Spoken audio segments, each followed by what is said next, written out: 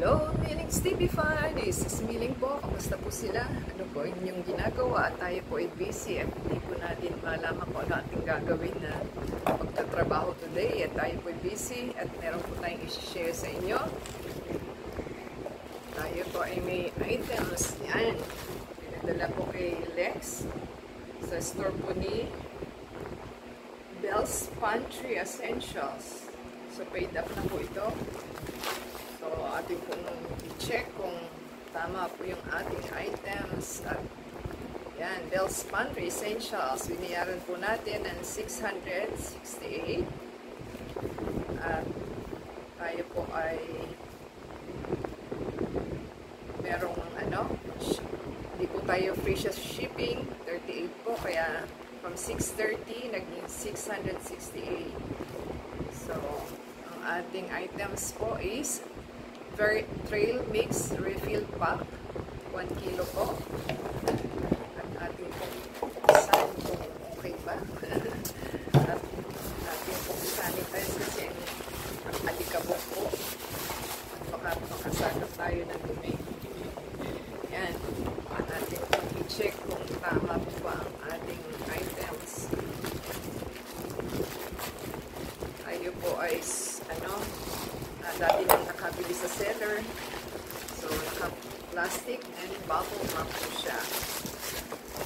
Ating pong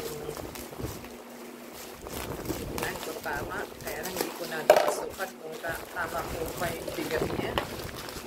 So, 1 kilo po ito. Ayan. Yan po ang ating items.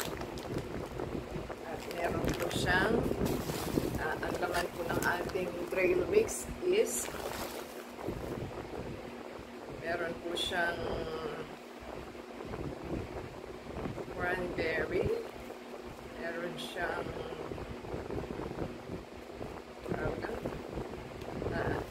may roasted almond daw po ito, meron siyang roasted cashews, walnuts, cranberries, raisin, roasted pumpkin seed. Ang ating item. So, sarap po ito kasi ito po yung hinahalo ko sa aking mga kinakain. Katulad nito, yan po ang ating mga kinakain. So, yan. Inimix ko lang naman po siya. So, yan po yung huli nating items na ating nabili. Yan. Kasi hindi ko siya magustuhan kung wala pong wala siyang nuts. So, yan na po ang ating nuts. So, ating expiry daw po niya is June 2026. So, 1 kilo daw po ito. So, wala tayong pang-kilo. So, hindi natin alam kung nakain 1 kilo. Pero nakaano po dito 1 kilo. So, 1 kilo po yung ating in-order. So, thank you po sa seller and delivery guy. At ito po ay healthy foods. At yan po ang ating minimix sa ating mga cereals at saka po yung sa ating mga canned goods na ating pinili natin nakita. So, okay na. Thank you seller and delivery guy. Until next time po. At tayo po ay meron ng makakain. So, masarap po ito.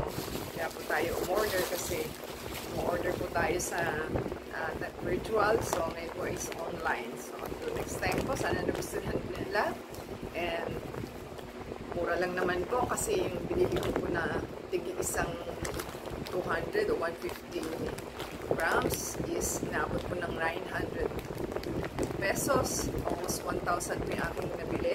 Yan ang more than siguro 1 kilo. Pero ito po is 1 kilo lang. So, ito po is 600 plus lang. So, yan po yung presyo ng ating binayaran.